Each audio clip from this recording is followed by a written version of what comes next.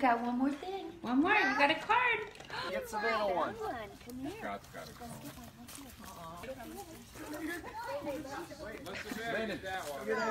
Put it in there. Good. Don't even think about it. Stop it. Posting it. This little light of mine. Good morning, girls. Good morning. Good morning to the Jones family. Hello. Good morning. We love you. We miss you. We can't wait to see you soon. We love you. We miss you. Can't wait to see you soon.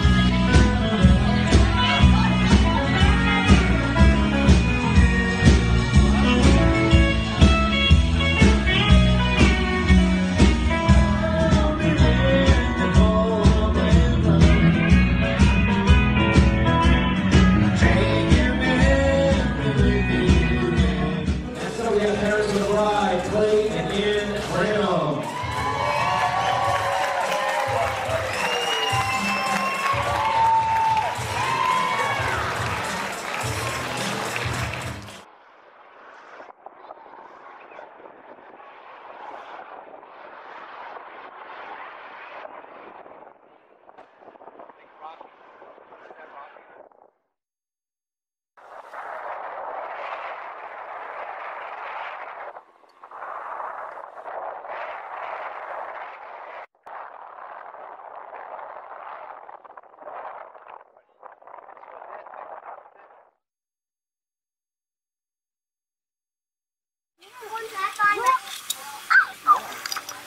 Ashton, look!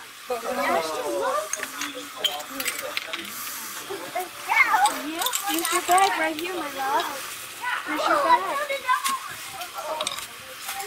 Look, there's more.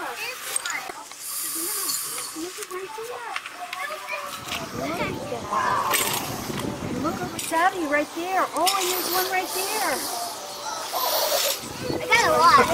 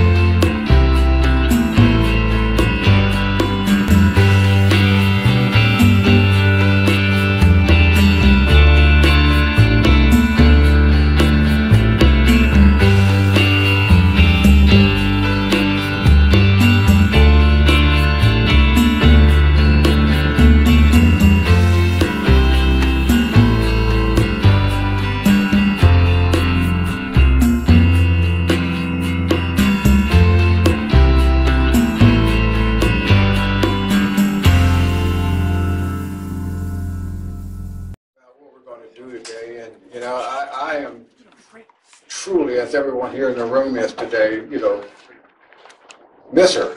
And I think about her all the time, but you know, it's not all about doom and gloom, you know, and y'all know me. That's not me. And I actually, honestly, when I was asked to do this, I'm like, what am I going to do? What am I going to say? You know how shy I am in front of people. I don't know what to do or say. So you know what? I could just honestly hear her say, Gary, just do you, man. I'm like, okay. But you know, one of the things that I'll never forget is, I was talking to JJ today, and I was like, dude, how long have you been married? He goes, I'm like, dude, you got to go quicker than that. He said, almost 7 years. And I tell you, one of the best things that's ever happened in my life was I remember Ann walked up to me one day, and she said, Gary, would you marry my daughter? And I'm like, well, and I'm a little bit older than her. B, I'm going to have to run it by Marcia and see if there's something that, you know, we can make an arrangement for. And then I'll check my life insurance. But, you know, it was just, I was like, are you serious? 40 years ago, we're bold and drinking anything too thin to chew. And then here we are getting all this together, and now she wants me to marry her daughter. But then when I saw Kelly, I was like, maybe I should ask my wife.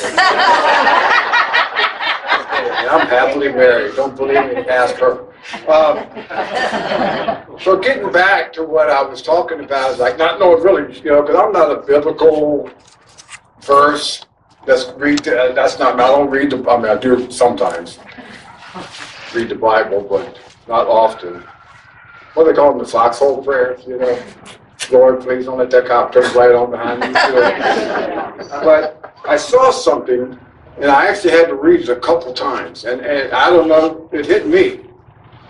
And believe it or not, I'm on Facebook every, you know, once in a while, and I saw this there, and it's actually written by an old comedian. Y'all may have saw it, but when I saw it, I was like, I want to read this because it just so everything about it just reminded me of Ann. So if y'all got a half hour, I'm going to read it to you. Nothing is forever in this world, not even our problems. I love walking in the rain because no one can see my tears. The most lost day in life is the day that we do not laugh. The 6 best doctors in the world: the sun, rest, exercise, diet, self-respect, and friends. And friends. Stick to them all in the stages of your life and enjoy a healthy life. I got more, but as I was reading this, I'm like, you know, just talking to her on a day-to-day basis or whenever we talk, this is kind of the positive stuff that, you know, she would bring out. And I just said, this is her. So if you see the moon, you will see the beauty of God. If you see the sun, you will see the power of God. If you see a mirror, you will see God's best creation. So believe it.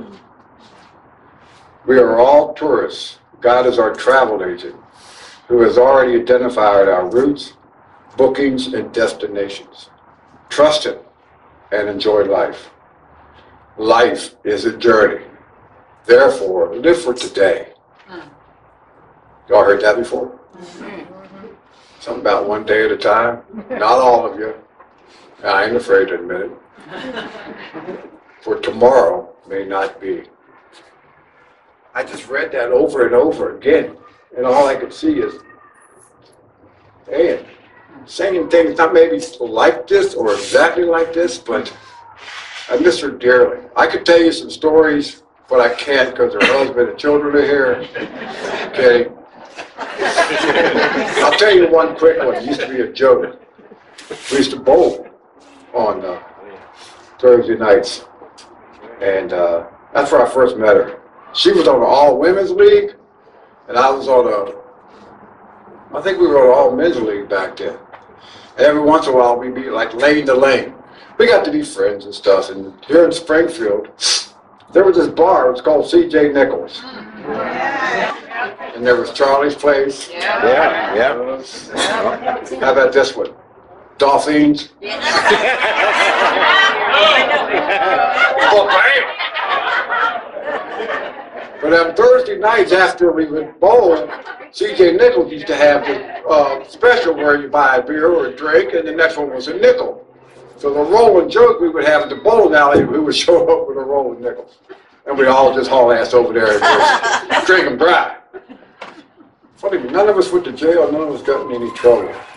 But I'll never forget after all that, I decided to, do something different with my life. I was at the first club. What was that street in Annandale?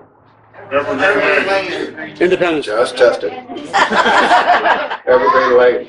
I'm standing out there and I heard somebody here, hey. I said, hey, how you doing? You don't remember me, do you? I'm like, oh my gosh, no. I didn't. And then that's how we got back. Because that was, 27 years ago. No sense. But it's funny how people come in and out of your lives and you never see or talk to them, but you always think of them. And absolutely was one of those people for me.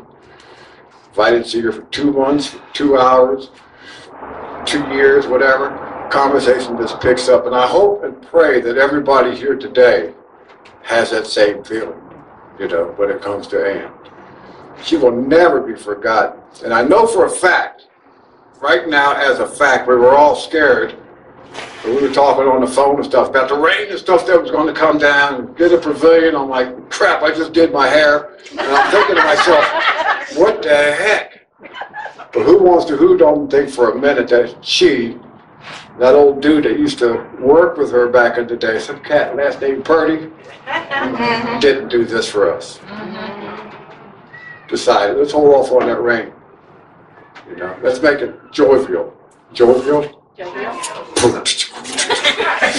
Let's make it not so, we don't want to sit around and cry and mourn and be out. We want to make it jovial. We want to make it fun. We want to make it's a celebration of life. God bless her. I'm going to miss her and all of our friends that have passed, in and out of this program that we all share. Well, not all of us. But, again, I am truly blessed and honored that you all would ask me to come out here and do this today, to get this thing started for a very wonderful person and obviously all of our lives.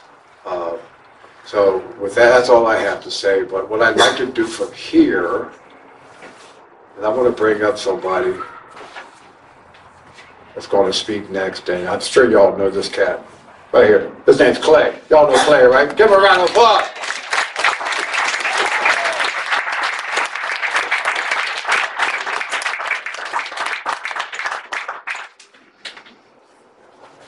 So my name's Clay. I'm better known as Ann's husband. For real, that's how everybody knows me. Oh, that's Ann's husband. It's good for my humility, I guess. A long time ago,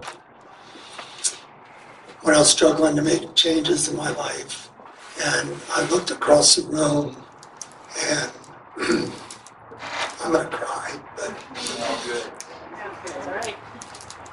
I looked across the room, and there was this woman who was gorgeous, physically attractive. But I was watching her as other people came in, and her face would just light up like she was clearly so specially loving and accepting. And it was obvious. I had never spoken to her. I had never seen her before. But it was apparent that this was a special person with a special soul and a special spirit. And I knew that from the beginning. And me being me, I'm standing on the boardwalk in Ocean City, and I see her approaching with these two wonderful little kids, little girls. And so I decided to play it cool. And I stood there, and I didn't say anything.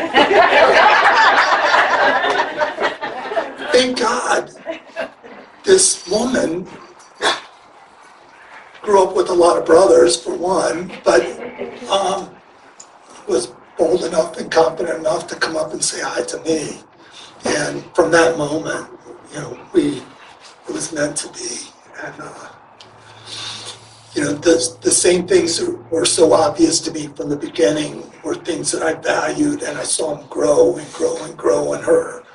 And, you know, if you're here, you know, because she probably made you feel that way, like, this is someone who's genuinely happy to see me and genuinely wants good things. And when she says something to me, I know that she means well for me. She has my best intentions at heart. And, but as we're forming our partnership and going through some of life's difficulties, I came to appreciate other sides of her, this amazing resilience and tenacity. And she had some difficult stuff, as many of us do, most, probably all of us, but from younger in her life. And but she was still, through all of that, this joyful, she was the most joyful person I knew. And you know, at the end, as she was fighting the terrible disease, she was still joyful. She was still sending way more love than she was getting, and she was getting a lot. Like, you guys were wonderful and awesome. It filled her soul to have all of you there for her. And, but she was giving more than she was receiving. And I can assure you that if she made a suggestion, she was practicing that in her own life. She was doing the hard work that it takes to make changes and to deal with stuff. But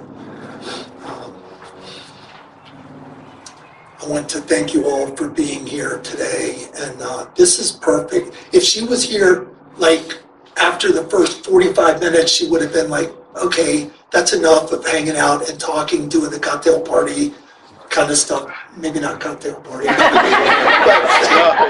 I want to go play. And she would have been off with the kids or on the volleyball court. And I love that about her. She was fun, and I'm grateful to have had her. When I feel sad for what I don't have today, I can feel better by being grateful for having had this amazing partner for, like, by my side, truly by my side, supporting me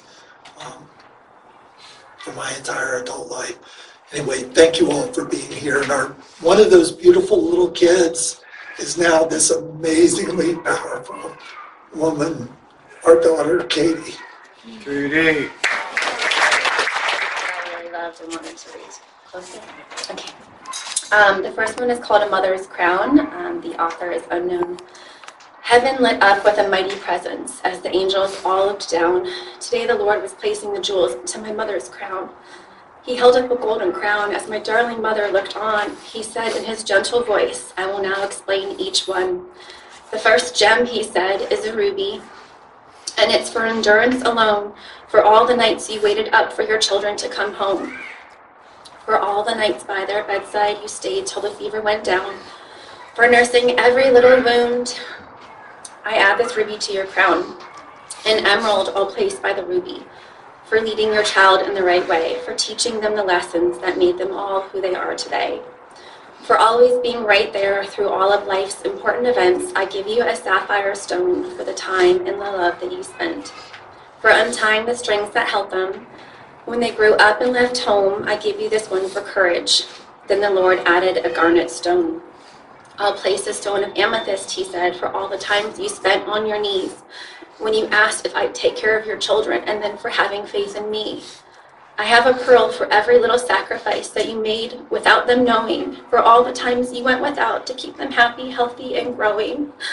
And last of all, I have a diamond, the greatest one of all, for sharing unconditional love, whether they were big or small. It was your love that helped them grow, feeling safe and happy and proud, a love so strong and pure it could shift the darkest cloud. After the Lord placed the last jewel in, he said, "Your crown is now complete. You've earned your place in heaven with your children at your feet." The next one is called Weep for Me. Weep not for me. Again, author is unknown.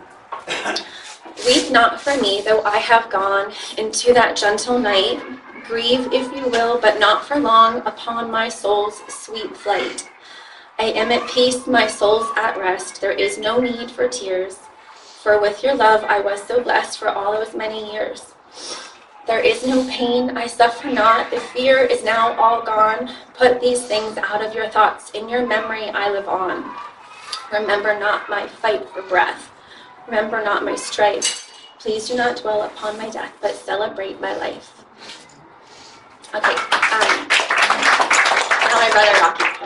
I was thinking a lot about how private an experience it is to, like the parenting experience, the parent-child relationship is really not something that a lot of people get intimate knowledge of.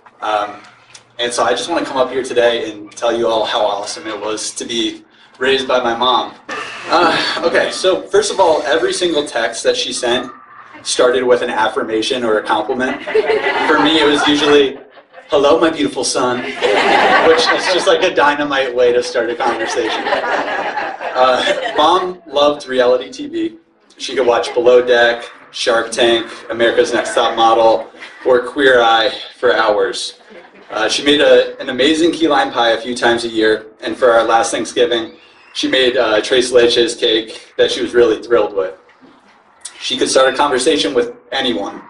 We'd be in line at Ross waiting to buy some socks, and I would look over and see that some person that she had just met was disclosing to her about the deep pain of losing their favorite socks as a kid, or something like that.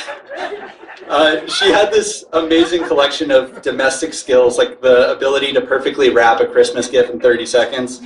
She was also really patient in teaching us these skills. So last October, she taught me how to resew a woman's turtleneck for my Freddie Mercury costume. And then when we'd go watch a raunchy comedy in the theater, she would let out this like guttural laugh. Like, that would make the entire crowd in the theater laugh with her.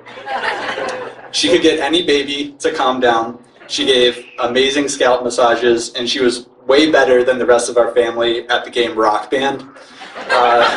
One time I left Rock Band at home when I went down to college, and I came back a week later and she had beaten the whole thing. One of my favorite things about her is that after every holiday or birthday or vacation, she would say, "Well, that was the best one we ever had." After every single one, and I would joke with her, like, "Mom, how can every one be better than the last?" But she was just so happy with the life that she had built, and I think it just kept on getting better and better with every year. Anne Granum was incredibly good at being a mother. She gave all of us unconditional love and acceptance, patience and space to grow and become independent. When we needed to vent, she would ask, "Do you want me to listen or would you like advice?" And that just felt like a really radical choice to give us. The quality of hers that I most admired as her child was her ability to reflect on her actions and be honest with her loved ones about her mistakes. She taught us that it was safe and healthy to be imperfect. And even though we all thought that she was great as she was always open to learning how to be a better person. Mom somehow had this endless well of empathy. She worked full-time, she sponsored dozens of women in AA, and she made every person in this space here feel close to her and valued. And that didn't take away from her being there for us 5 kids and our dad. She'd come home from her long day of giving herself to others, and she would still have so much left for us. And if mom were here listening, her humble nature would push her to remind us how much Dad's hard work, commitment, and love enabled her to be the person that we all admired so much.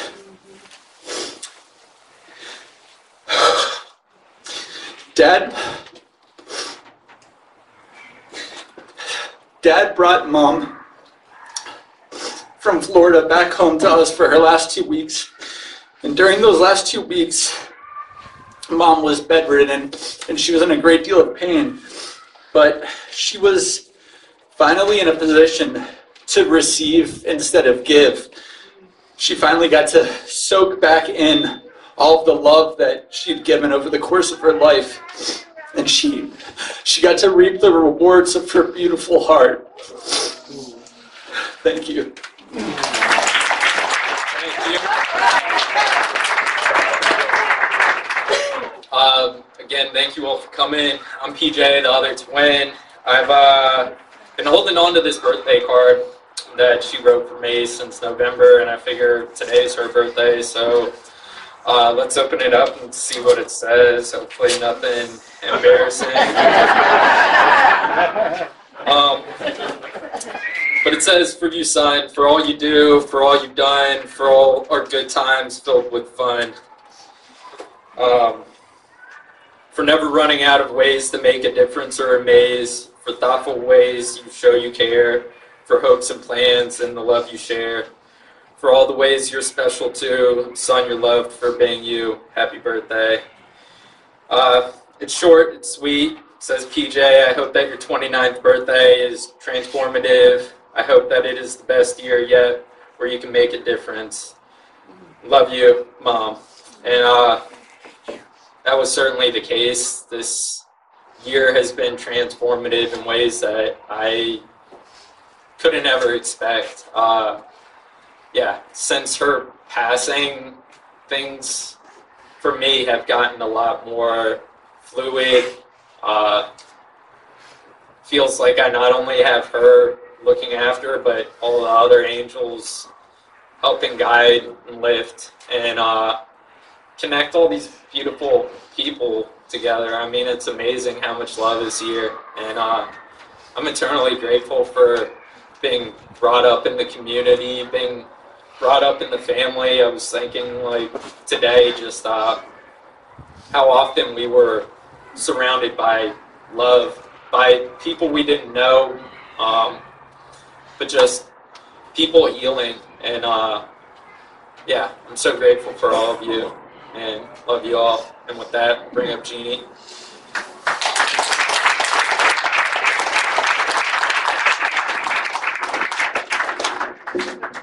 Thank you, Frank. All right, so I'm Jeannie. I just want to say, when Ann was sick and passing, I had COVID, and I didn't really get to have closure with her and say goodbye to her the way I would have wanted to. So it kind of breaks my heart. And my relationship with her, you know, she was my dear friend, and there's just so much I could say about her. You know, trips to Florida, oils, healing oils, God, oils. You know, Cards Against Humanity. It was just everything. I just, you know, so much about her. And I used to call her and ask her all these questions. And so I put together this little thing that I wanted to ask her and say to her. So, Anne, wherever you are, and I know you're here somewhere, on your birthday in heaven, on clouds of silver and gold, where the years come and go and you never grow old, as you celebrate with angels and past family there, with no illness in sight and love everywhere. Did God frost you a cake or sing for your day? Did he? Did God frost you a cake or sing for your day? I want you to know, just like above, on your special day, we are gathered around you here, singing, laughing, and celebrating you. And as the winds of heaven blow softly and whisper in your ear, I want you to know how much I love and miss you and wish you were here. I love you, Anne. I know you're always with me. She shows up all the time in my life in special ways when I meet her. And she was definitely a gift to me in my life. And I'm eternally grateful to her and the fellowship for bringing her to me. And the last thing I will say is, all her children. And Clay, I know how much she loved you because I had conversation after conversation after conversation with her about that. You know, and it's very beautiful. And I know more about you than you probably would, than you want me to know about you, all of you. So, anyways, I'm going to call up Elena now.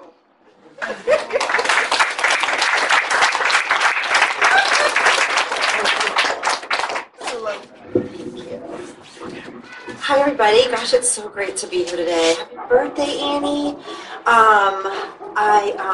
Overwhelmed to be here today, and I am one of the hundreds of women that Anne helped in the Alcoholics Anonymous program, you know, and man, is she the gift that keeps on giving. I mean, really, you know, and it's funny to think that, you know, she touches my life, but then that touches the people in my life, and that touches them, and that touches them. You know, it just goes on and on and on. And it's a really beautiful thing. And, you know, she was so great at that touchstone in my life when I thought, you know, what's happening? She was just there. As many of you know, Anne had a love for Jesus. I'm not sure if you know that about her, but she had a love for Jesus. And if you were in the program, many of you got the book Jesus Calling from Anne. Could you show hands of anybody who got the Jesus Calling book from Anne? Okay, yeah, I knew it. And so today being her birthday, we thought it would be great to read from Jesus Calling by Sarah Young. Today's the April 24th reading. And it is this: rest in the stillness of my presence while I prepare you for this day. Let the radiance of my glory shine upon you as you wait on me in confident trust. Be still and know that I am God. There is both passive and an active side to trusting me. As you rest in my presence, focusing on me, I quietly build bonds of trust between us. When you respond to the circumstances of your life with affirmations of trust, you actively participate in this process. I am always with you, so you have no reason to be afraid. Your fear often manifests itself in excessive planning. Your mind is so accustomed to this pattern of thinking that you are only now becoming aware of how pervasive it is and how much it hinders your intimacy with me. Repent of this tendency and resist it. Whenever you realize you are wandering down this well-worn path, return to my presence, which always will be exalted among the nations. I will be exalted in the earth. And now Psalm 46:10. Therefore, there is now no condemnation for those who are in Christ Jesus, Romans 8:1. Thanks, everyone, for being here. Thank you. I would like to welcome Sarah. What an honor it is to be here among you beautiful people. I'm just overwhelmed with emotions today for so many reasons. You know, I met Anne later on, and I was telling, I think, one of her sons today, I wish I had a day with her, just a day, because there are so many questions about sponsoring I would want to ask her, because she could write the book on sponsorship. That woman was phenomenal. Anyway, I often ask myself, what would Anne do? What would Anne say? And whatever the answer is, I know that she comes at it with love and grace. What a beautiful soul, and what a gift that I got to know her, even for just a little while. So Jeannie printed this for me to read, and this was also from Jesus Calling. By the way, the family members that spoke on her behalf, beautiful, beautiful, beautiful. Just gorgeous, and my heart goes out to you. Anyway, this is from the day that Anne passed, December 30th, and it is also from Jesus Calling, and I love this book. I have it too, and it's, if you don't have it, I highly recommend it. And I'm not surprised Anne loved this. So it says, I am leading you along a way that is uniquely right for you. The closer to me you grow, the more fully you become your true self, the one I designed you to be. Because you are one of a kind, the paths you are traveling with me diverges increasingly from that of other people. However, in my mysterious wisdom and ways, I enable you to follow this solitary path while staying in close contact with others. In fact, the more completely you devote yourself to me, the more freely you can love people. Marvel at the beauty of a life intertwined with my presence. Rejoice as we journey together in intimate communion. Enjoy the adventure of finding yourself through losing yourself in me. I want to say that again. Enjoy the adventure of finding yourself through losing yourself in me. Therefore, if anyone is in Christ, he is new creation. The old has gone, the new has come. That's from 2 Corinthians chapter 5, verse 17. From 1 John chapter 4, verses 7 and 8. Dear friends, let us love one another, for love comes from God. Everyone who loves has been born of God and knows God. Whoever does not love does not know God, because God is love. And then finally, John 1, chapter 5, verse 4. Remain in me, and I will remain in you. No branch can bear fruit by itself. It must remain in the vine. Neither can you bear fruit unless you remain in me. Thank you for allowing me to read, and thank you all for being here. Oh, my name is Sandy, and I'm really grateful to be here. And there's a lot of people here. There's a lot of love, and I'm definitely honored and humbled. And I have notes in the same way to kind of keep me on track. And definitely, it's been this week's been an emotional up and down. With COVID the last year, there was a lot of separation, and we didn't spend a lot of time, and it was, we couldn't be around Anne as much as we wanted to be. So this is kind of, this has been pretty special, but a lot of emotions are coming up for me, and I'm grateful to be here to share with the celebration of her life, and it really is like it's a celebration. What a life she had. And I said she put up a tremendous fight in her battle against ovarian cancer, and she was an example. She was an example of grace up until the end. And I think I speak for all of us when I just say I just wish I had a little more time with her.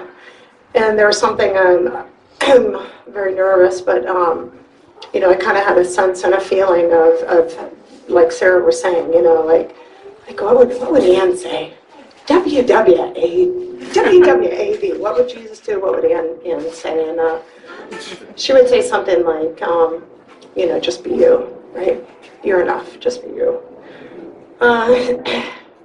But to know Anne was to love Anne. And that's all there is to her, right? I've never met another soul like her, ever. Never. I've also never come across anyone that ever said a negative word about her. Never. Never. And I was thinking to myself, in a group like us, like never. Really? Everybody says something negative once or twice. Never. Nobody ever said anything negative about Anne. She was like an angel on earth. And she was one of a kind. I met Anne over 30 years ago. I'm not sure of the time frame, but she was one of my first sponsors when I came into AA. And we became fast friends. She was very, this is going to be a common theme of everybody feels very special. So we hung in the same circles, we played softball together, we went to picnics and parties, and pretty much the picnics were at the Granum household, if you guys remember back in the day, and we raised our children together because they were about similar ages. And Anne and I used to go and we'd lift weights. We'd go to the gym, we'd lift weights. And I don't know if anybody knows this. I know that her husband knows this, but she was definitely a beast on the sporting fields. I mean, nobody would have guessed or anticipated the competitive nature of this little petite sweet woman to be unleashed. There's a story like she was on the soccer field, or she was clipping an opponent, or something like that, and she got banned. I think, really, she got a concussion, and she was not gonna. She had to be removed from the field. And that's the truth. I think Clay's got a story behind that, but she was a fierce competitor, and she was passionate about everything she did. So there's that side of her. And then there's that other side of her, and my favorite thing about Anne was how she made you feel. And one of the common comments from people who knew Anne or were sponsored by her was that she made you feel like you were the only person in the world. That's it. everybody felt like you were the only person in the world. And like, there was nobody else. So she was VP of company. She sponsored 23 women at one time or another, and she made you feel like you were the only person in her life and very special. And she really listened. She was always present, and she did this with everyone. So when Anne first got sick, she actually called a meeting with her women, right? So all the women, we gathered around because she wanted to make sure that we were okay, right? How do you feel? How does this make you feel? And we talk about it, and she, at that point, she was whittling down. She had whittled down her sponsees, and I found out just how many women that she really did sponsor. And Terry said this last night. What I really found out was that same feeling. Like, we would all feel, she'd be like, oh, she said that to you too.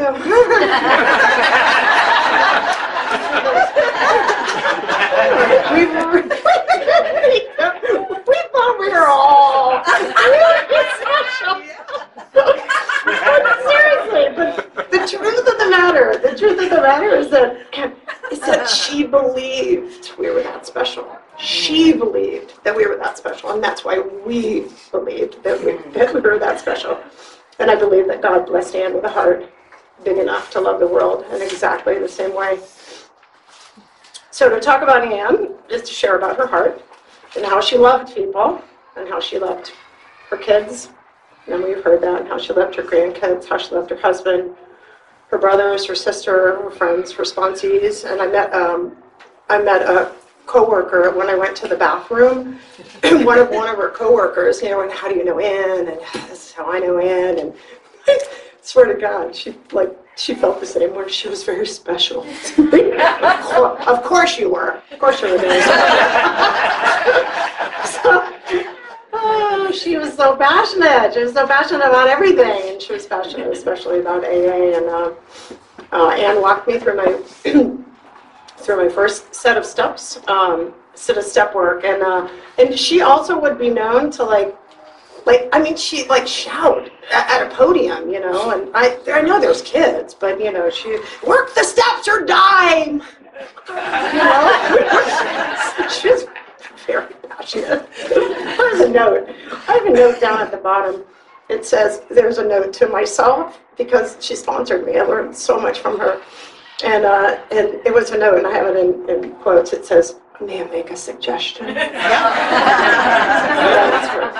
May I make a suggestion? You were going to do it anyway, but it came out like that. May I make a suggestion? So it brings me to a story of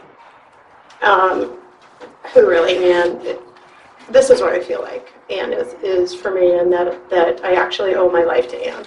That's how I truly feel. I feel like I owe my life to Anne. It seems dramatic, but it's true. And I'll tell you a favorite story about who Anne is in my life. And what I can tell you is that Anne never gave up on me.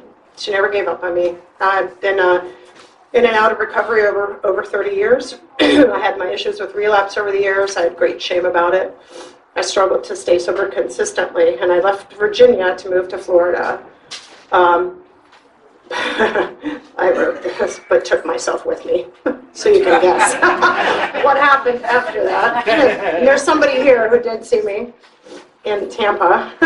So I went to Florida to, work on myself, and I started drinking after 4 months. And I remember that Anne called to check in. She called a couple of times checking in with me. It was over the phone. And I didn't tell her that I was struggling or anything. I just, kind of just said, yeah, things are great. And I believe that I didn't fool her. So she scheduled a face-to-face. She scheduled a face-to-face. So why don't we get together and we'll go to a meeting in Tampa. And I said, okay. So I managed to stay dry. It was really tough. I was having a hard time drinking every day. And we were going to grab coffee, and we were going to go to this meeting. And I met with her.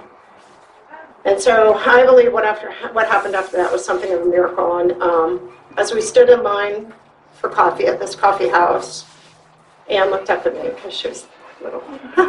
So she looked up at me, and she asked me one simple question, and she said, "How are you?"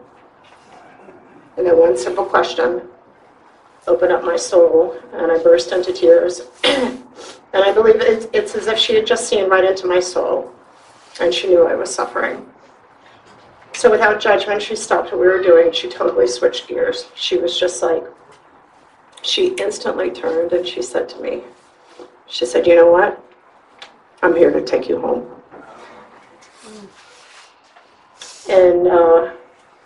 And that's really what she did. I came home from Florida then, and I met up with her, and it was like my journey really began to where Anne started sponsoring me again, and she became my sponsor, and at that point I moved into her home, and the truth of the matter, it was like some of the most enjoyable years that I had, for real. This is where the relationship between a woman in recovery and I allowed that woman to love me, and that was the issue. You know what I mean? She could tell me that she loved me, but she taught me how to love myself. And sitting on a kitchen counter with Anne and a fresh cup of coffee was like heaven on earth. You know what I mean? And Anne was like a mother, a mentor, a friend, a sponsor, all in one for me. She was the most authentic, raw human being I've ever come to know. She really taught me what love is all about. Interactions, not only to me, but toward herself. And she was the first one I fully put my trust in and allowed to love me. And she took my hand, and she placed it in the hand of God, where it remains today. So I feel Anne's spirit with me so often, and sometimes I can still hear her say, "Don't be mean to my friend," when I'm really hard on myself. So Anne taught me the greatest gift of all, which was love and forgiveness of others and of myself. And I'm a better woman for knowing her, and my life has been forever changed. So I grabbed this. It's in the words of Maya Angelou. I don't know if any of you know who that is. But she says, "I've learned that people will forget what you said, people will forget what you did, but people will never forget how you made them feel. And I'll never forget you, Anne. Rest in peace, my beautiful friend." Thank you so much. I'm a friend of Anne. I'm a friend of a lot of you guys here. I have to admit, I was a little surprised this morning when I was asked to say something today. I've only known Anne for probably the last 5 or 6 years of my life, but I've known of her for probably the last 17. When I came into the program of Alcoholics Anonymous, because I am an alcoholic, I kept hearing women say, "You have to meet Anne, you have to meet Anne." And I'm like, who is this Anne that you speak of? And first of all, I really didn't want to know or meet her. I just wanted to know who she was, because it sounded like competition to me. And I saw her one day in a Vienna meeting, and long, goldy, flowing hair. I mean, she had more hair than she had body. And I was like, oh my God. But what was surrounding her were all these people. It was like moths to a flame. And I'm like, oh, I don't like her. Because I don't have anything that she has. Okay? And I certainly didn't know how to get it. And so fast forward, probably, like I said, about 5 or 6 years ago, through my dear friend Sandy, I was going through my own emotional relationship issue. And she says, well, because I was relocating yet again, one of my many moves in Northern Virginia. And she says, well, Anne and Clay have a room in their house that's open. And I'm like, Anne? Like Anne Granum? And she says, yes. And I'm like, okay, hesitant. I'm like, well, will I meet them? And she says, no, you can just check out the house. They're in Florida, and you can move in if you like it. And I give them the okay. And I remember walking into the house. It was set up off of way out in the woods. And anybody who's been over Ann and Clay's know that they've gone through years of construction with the house. No, and they won't deny this, that it's always been a work in process. But I walked into this house, even though bits of wall were missing and plastic was hanging. And I almost felt the home say, welcome home to me. And there was nobody there except Sandy, her daughter. I think Nicole was in the basement. Okay? And I said, yeah, I think I'm going to like this place. And Ann wasn't even there yet. So when Ann came home, again, I'm still a little hesitant about meeting her. And she sat down and put aside about 3 or 4 hours of time on a Saturday morning to get to know this wild red-headed woman that was living in her house. And I immediately found out who and what she was, and why she was, and who she was to so many people. Within that 3 or 4 hours of time, as Sandy said, she got me to open up in ways that I never thought I could. She allowed me to accept another person into my life without condition, without pretense. I didn't have to pretend anymore. She always called me baby girl. And just as Sandy and others said, the suggestions always flew. One thing surprised me about Ann, even with all the years of sobriety that she had and all the sponsors that she was humble enough to ask for help. She was humble enough to say, Doll, I need to pass something by you. What do you think? And I'm like, you're asking me? I'm thinking, this is the almighty Ann asking me for advice. And yet she did. And you know what she showed me? That I had something to offer where I didn't think so for so many years. She taught me how to love my little girl again. She taught me that she wasn't just a mother, a sister, a grandmother, a friend, to people that she didn't know, but to people that she had yet to meet. Because as somebody else also said, whoever we come into contact with, and if we apply what Ann has shown us and done for us and opened us up to do, Ann is going to continue to live on in us so long.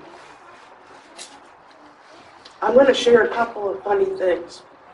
When I moved in there, I think it was right in the early stages of Katie doing her beauty business, the beauty cleanse thing. And Ann was wonderful putting on parties. She always wanted to do a party. Everybody has to come. And I said, okay, great. Well, prior to the party, I remember going into my medicine cabinet, and I had all this wonderful facial stuff. It was like Clinique and Lancome and like this high dollar stuff, because I'm like Walmart special on my face, okay? And she put this in my medicine cabinet. I'm like, wow. I said, Ann, did you do that? She's like, yeah, baby girl. I just thought you'd wanted them. And I said, great. So here comes the beauty party that we had, and she starts presenting her spiel and telling everybody about these wonderful products.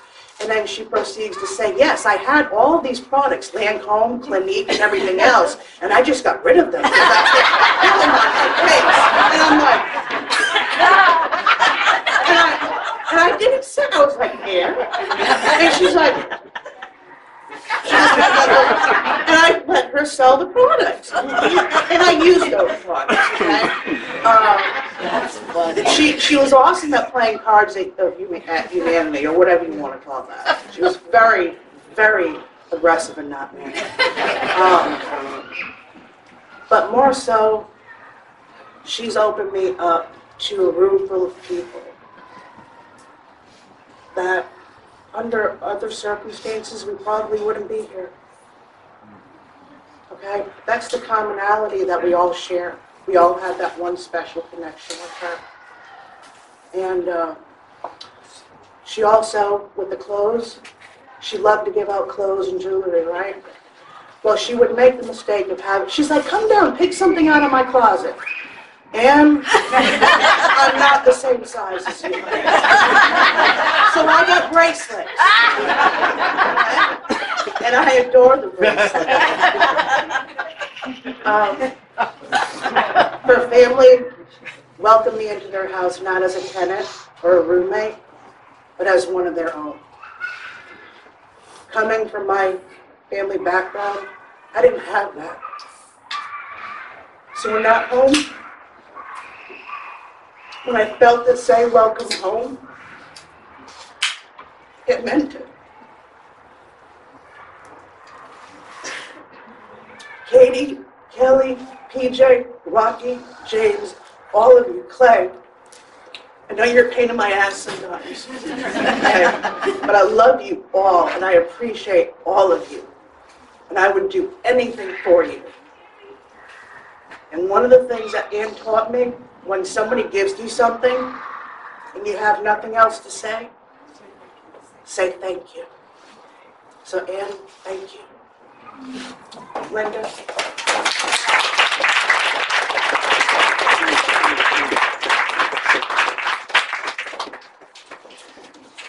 Hi, I'm Linda.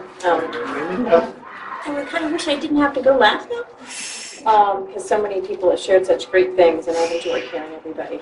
And it's difficult for me to get up here and talk about Ann.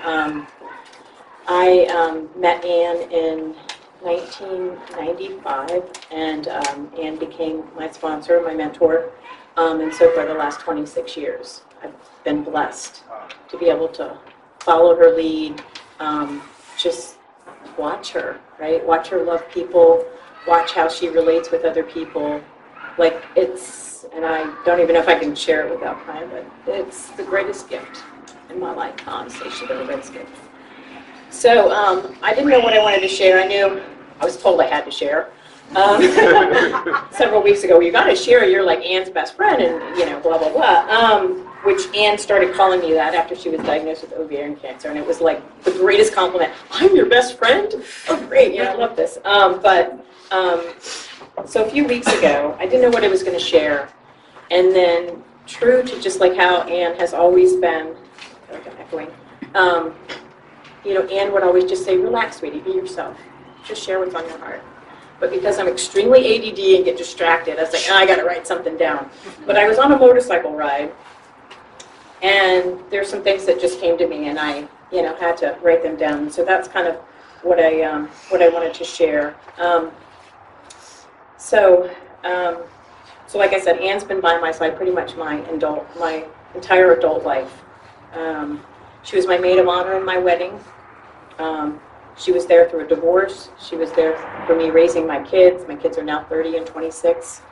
And then one of the unique things that I knew that God had put Ann in my life was soon after Ann started sponsoring me, Ann would go through something, and I would watch her go through it, and then I would start to experience it. And I would be able to look and go, what are the, you know, wow, what a coincidence, you know, that I would go through these things. And that happened, like, consistently for literally, like, 20 years. And, you know, like other people shared, you know, she was diagnosed with ovarian cancer it's been about 6 years now. And then recently, as some of you know, last year I was diagnosed with breast cancer. And, you know, we jokingly kind of laughed, but not laughed. It was like, well, this wasn't one of the things that I wanted to be able to share, right? To be able to experience that. But she had asked me to get a second opinion at Mayo Clinic down in Jacksonville. And she arranged the appointment for me. I was able to go down there and be seen. And it was like almost as soon as I talked with the doctor, because that was during COVID, it was like a peace came over me, like, you can do this. Like, you can go through the chemo. And I knew I could do it because I was going to climb in Ann's back pocket. And I packed up my whole entire house and I drove down to Jacksonville and I got a lease of an apartment and started chemo within like a week and a half. And I knew I was going to be okay. She taught me that. And, you know, of course, experience going through a lot of different things have taught me that. But, you know, true to how Ann was, despite what she was going through with her own chemotherapy, she always like, how are you doing?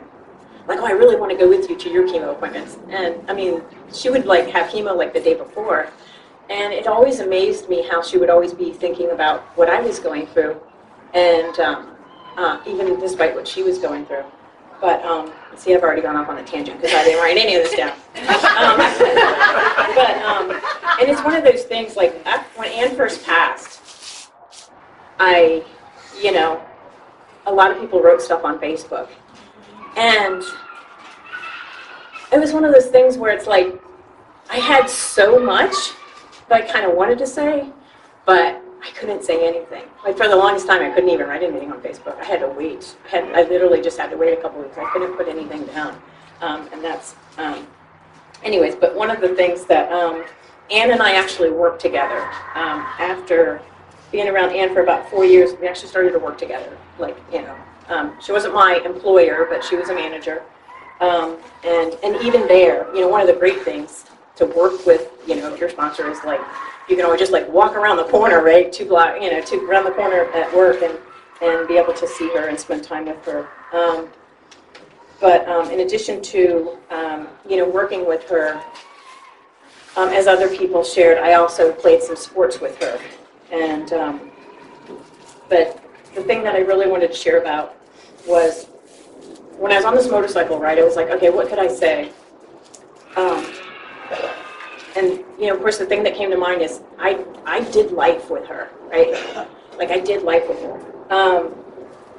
But one of the first words, like, okay, how can I describe Ann? And, of course, the first word that came to mind is love.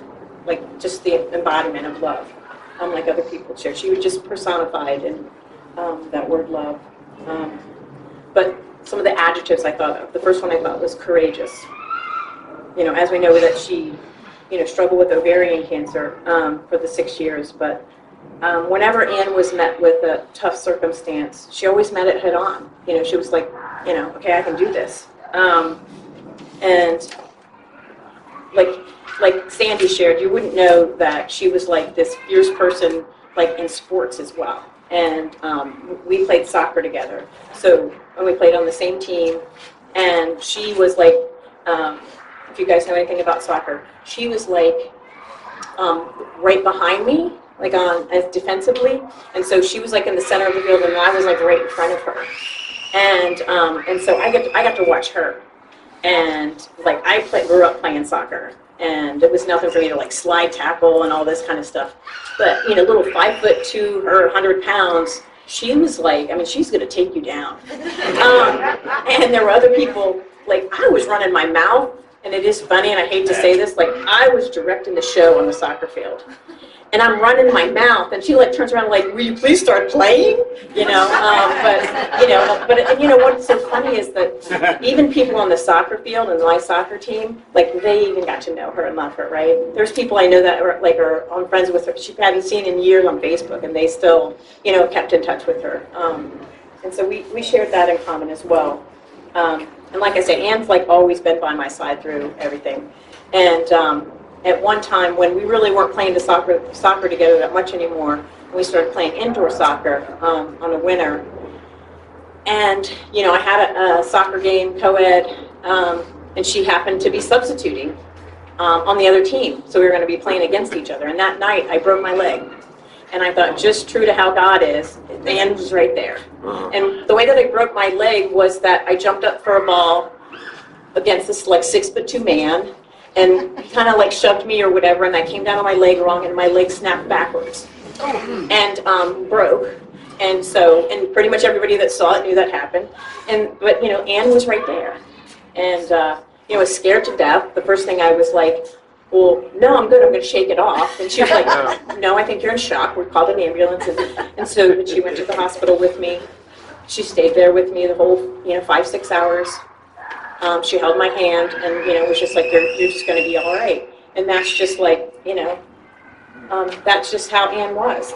See, I'm already off on a tangent. I'm only gotten to courageous, right?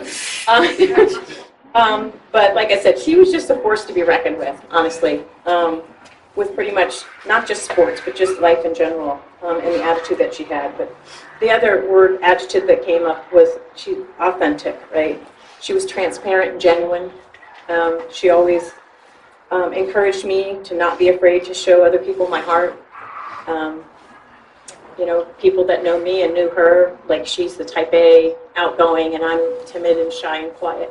And one of the things that she would always do is if we went to a party or something and I would kind of be standing back, you know, maybe up against a pole or something, not really being social, she would always make sure that she would bring me in and say, this is my friend Linda. She's kind of quiet, but she'll start talking after a while. Just give her a few minutes. The other adjective that I thought of was compassionate. That she was one of the most compassionate people that I've ever known. Always greeting people with a smile, even when she was hurting. Even like sometimes if I went with her to Mayo Clinic in Jacksonville, the hospital down there, or either when I was getting treatment or she was getting treatment, of course, all of the nurses knew Anne. They knew her by her first name. And it didn't matter like if she was going with me or I was going with her. And then Sandy already shared that, like, you know, before Anne was diagnosed, that she was sponsoring like 26, 22 women. And it was kind of funny because when she was diagnosed and she knew all of these women were, you know, kind of like, okay, what now? She was almost embarrassed to say, honestly, I think it was 26 women. She was almost embarrassed to say that that's how many people that she was sponsoring. And just how she worried about other, you know, the rest of us. And I'm pretty certain that her phone was probably constantly ringing off the hook. And there's been several times, and if I haven't told Clay lately, I've always said, thank you for sharing Anne. Because I am almost certain that on a daily basis, she had to spend several, I suspect probably a couple hours a day talking with other folks and helping other people. And she literally would give you the shirt off of her back. Other people talked about how she liked to give clothes away.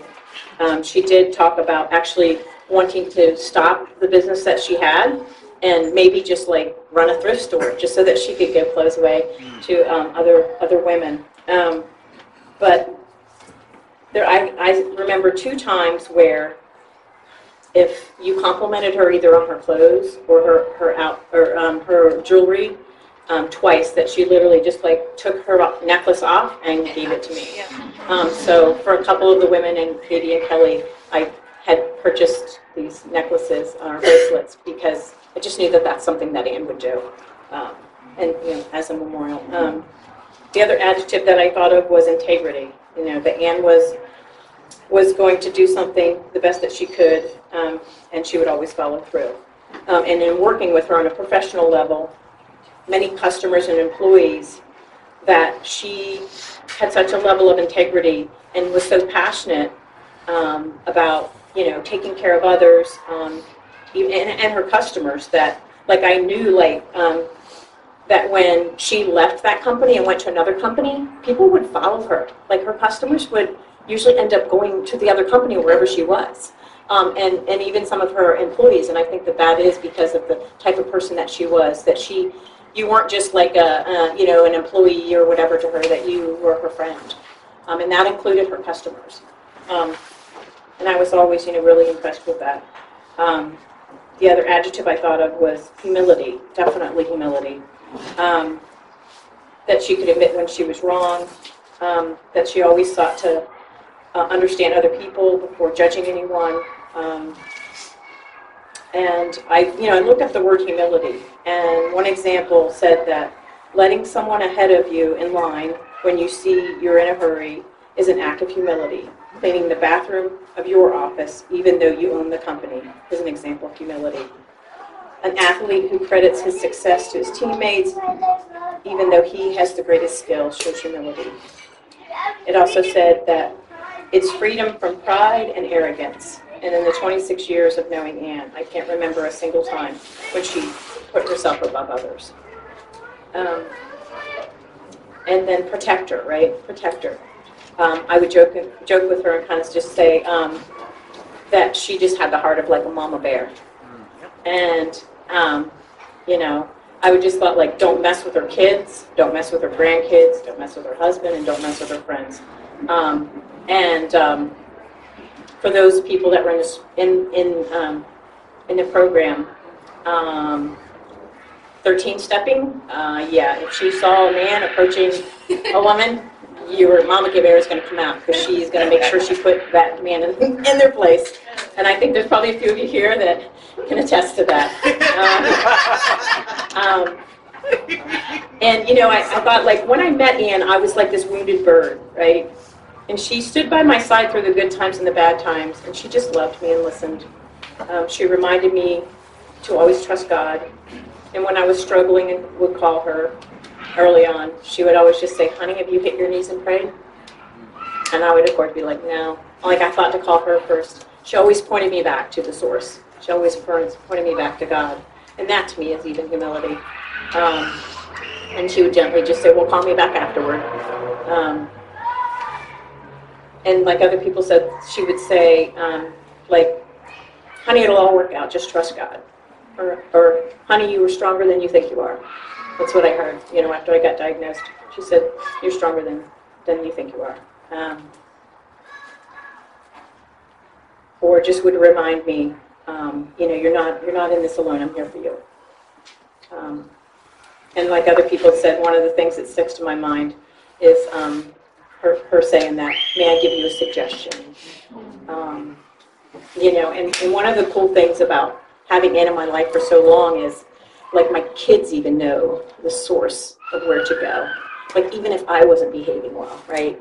My kids literally would, like, call her, text her. Like, it was almost just like if I'm, like, out of line, they would call her, like, you need to get her back in check. And my son went through a period where he struggled, and he literally, you know, he opened up and talked to her more than he did me for a while, and that was okay. That's what he needed to do. But, you know, and even that, like, right, she passed that on even to the next generation to help. And my kids absolutely loved her as well and wanted to be here but couldn't be. I think the things that she said to me the most, that she demonstrated the most in her life over and over again was, and I hear this a lot, and I need it a lot, is, honey, just love them. Right? If I was struggling with no matter what, she would just be like, just love them. And especially if I'm frustrated with my kids or whatever, she would just love them. You know, because, and then I always struggled with perfectionism and control. And whenever I would, like, be falling short of my own expectations, she just reminded me that life's greatest challenges and failures, that their failures is what helps change us. It's what helps grow us. It's what helps make us stronger. And it's, you know, it's just how we grow and mature. And, you know, it's how God kind of molds us into the people that we were always intended to be. And I had to hear that it's okay to make mistakes. And she reminded me of that. You know, the other thing that, for me, Ann has always represented, and really was, like, just walked it out in life, is the St. Francis prayer. And it's on the cards. If you didn't get them, there's some bookmarks back there and some memorial cards, but I'm going to read it real quick, and then I'm going to open it up to some other folks. But the St. Francis prayer says, Lord, make me an instrument of thy peace, that where there is hatred, I may bring love, that where there is wrong, I may bring the spirit of forgiveness, that where there is discord, I may bring harmony, that where there is error, I may bring truth, that where there is doubt, I may bring faith, and that where there is despair, I may bring hope, that where there are shadows, I may bring light, that where there is sadness, I may bring joy. Lord, grant that I may seek rather to comfort than to be comforted, to understand than to be understood, to love than to be loved. For it is by self-forgetting that one finds. It is by forgiving that one is forgiven. It is by dying that one awakens to eternal life. She could mix it up with anybody. Playing soccer, she was ruthless. I have memories of when we were little kids still. I was probably 17 and she was a few years younger, about 5 years younger. And we had a place that we would hang out where that was a safe place for kids. It had a pool table. And she could barely reach the top of the table. But she could, before long, she was shooting pool and she would clean the table. And it didn't matter, any of the older kids, myself included, she had a knack at it. And I don't know, I always thought, well, she's so short, she's got the right angle. But she took that, and if you ever played pool with her over the years, you would see how she would clean the table and take. If you ever bet with her, don't ever bet with her. She said she would, yes. Another thing about Ann, her brother Jim and I, actually 3 of us served in the military, and when we got back to the States, we all ended up gathering up in Maryland, and went to school at Rockville, or Montgomery Junior College, actually. And I was very awkward, even more so than maybe now. But she took us out and brought us back into kind of society, I want to say. And she taught us how to dance. She taught us, I think back then it was disco. And she taught us how to just go out and have fun and kind of reintegrate. And so this woman, this special woman, had a very unique knack to connect with people, and she would make you feel like you're the only one in the room. That's exactly right. That's how that came from her heart. She didn't have to, there was no pretense in any of that. So I just wanted to say that I'm happy as one of her brothers to be here. Brothers Paul, a lot of our family was able to make it up and to see this warm gathering.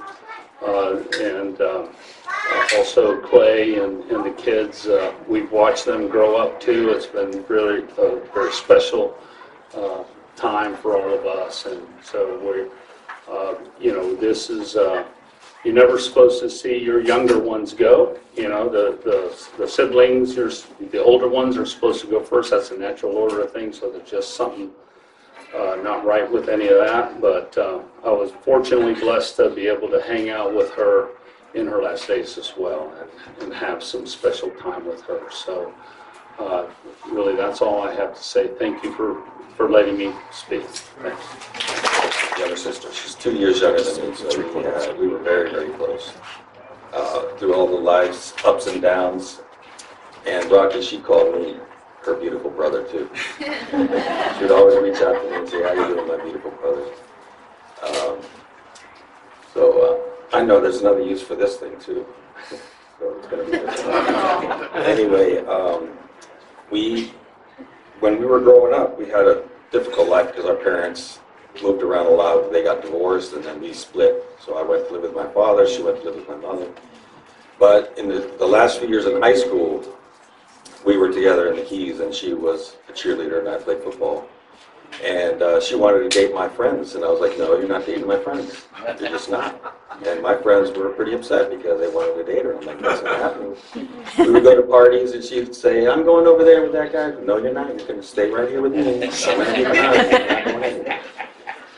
Then I graduated and joined the Marines, and when I got out of the Marines, hoorah. Lee was getting out of active in the Army, and so we went to live with our fathers because he said, "Come live with us. We can go to junior college nearby." And just graduated from high school. And yes, she did teach us the hustle and the bump, and the double bump after that. We thought we were cool. We had the leisure suits, and, the polyester shirts, and I got the stacks because he's taller than me. So we did. She integrated us with the social life again and taught us how to dance and was always there. She was my best friend. So there's a piece of me that's missing, but I'm going to focus on all the good things that she did for everybody here. She was a wonderful woman, and I'm going to miss her. Thank you. She was a good friend, and many of you know that I had pancreatic cancer, and I've beaten it. And during my whole struggle, she was there, and would kept telling me everything was going to be right. Damn, she wasn't right. I turned out that you're going to have to deal with me for a little while longer. And she was just a beautiful person, and like everybody said, I was blessed to know her. And that's about it. If I start crying, I'll talk anymore. So I don't want to do that. So that's it. Thanks. Thanks, Frank. I'm Jim Granum, great-grandfather, grandfather, father, and on behalf of myself. Ann has nurtured me, the family, the AA family, the work family, inspiration, love, support, most wonderful, strong, blessed person I can think of, and joy of my life. Thank you. Hi, I'm T. I knew Ann from Somerville in various meetings, and we would talk, and when I realized what her connection was with Jesus, I automatically knew. There's no doubt in my mind that when she walked through those gates of heaven, God looked at her and said, "Well done, my good and faithful servant." If any of you have not read Revelation 21, just as a suggestion, you may want to, because when she woke up, that's what she walked into. Have a nice day. My name is Betty Robertson, and I was blessed to know Ann for almost 30 years. I want to thank the family for allowing me this time to be able to share a little bit about what Ann has meant in my life. I can honestly say that Ann knew me better than anyone else ever has. She came into my life and walked with me through some of my most difficult years. She also was instrumental in helping me heal from some wounds that I carried from a very long time. Ann's guidance and confidence truly helped me to become the woman that I am today. There are two things in particular that Ann shared with me that I've found to be invaluable. The first was when I was struggling with how to respond to a situation. Ann would remind me to focus on my goals and to make sure that whatever I chose to do took me closer to the end that I wanted rather than moving me further away from it. The second thing that Ann taught me occurred actually one of the only times I can ever remember Ann getting mad at me. I was going through a situation and told her I didn't want to bother her with that. And she was not happy. She reminded me of the blessings and the joy that I felt when I was able to be there for her and for other people in my life that were struggling, and challenged me on what kind of friend I am if I would deny her the blessing of getting that same joy by walking with me and helping me during a difficult time. Now, to some people, that may not seem that inspiring, but I've got to tell you, for me, I have heard Ann's voice thousands of times when I've been at crossroads of my life, and those two lessons have served me well for many, many years. We all know that Ann lived her life giving and loving, and she had the most beautiful spirit. She found joy in her family, and she found joy in all of those of us she cared for. She celebrated successes, and she encouraged through difficulties. She lived her life to the fullest and found blessings in every single day. Even when Ann faced life-altering challenges, she chose to walk with grace and strength and faith, and she kept on loving and caring for those around her. She inspired us all and showed us through her example how to live life despite whatever our circumstances are. Although my heart is heavy with her passing, I know she will forever live in the hearts of everyone she has transformed and touched throughout her lifetime. Her legacy will forever be present in each of us, and she would want us to celebrate and remember everything that we have shared with her. I love you, Ann, and I am so grateful to have had you as a friend. Thank you for the many ways you've blessed and enriched my life. I will always love you.